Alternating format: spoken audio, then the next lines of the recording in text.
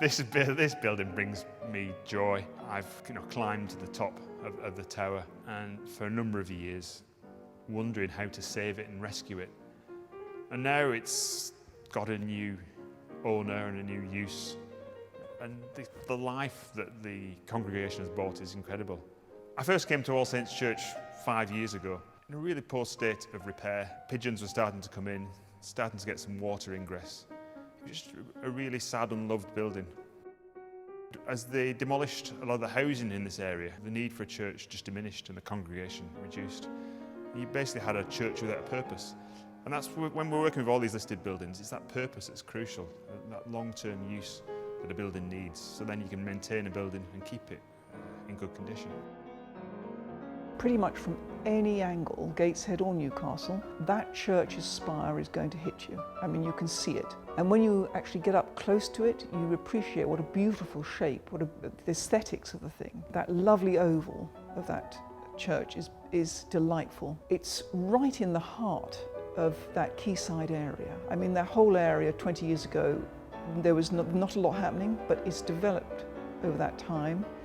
There's such potential for that building. All Saints Church is one of the most beautiful buildings in Newcastle. It's Grade 1 listed. It's built in around 1780 and served as a church till about 1960. So for the past 60 years it's gone from a number of uses, struggling to kind of keep a long-term future. It was built in an ellipse. There's only 4 elliptical churches in the United Kingdom. It was a building that was close to the community. There's a number of times throughout its history where it's had to raise money. The steeple fell down, there was a fire and the bells fell into the nave. And each time the community's come together to find a future for the building.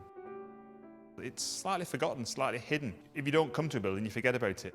You've got to understand this on a national scale, that this is a really important building and is one of the kind of key 18th century churches. The building sat on the Heritage at Risk Register.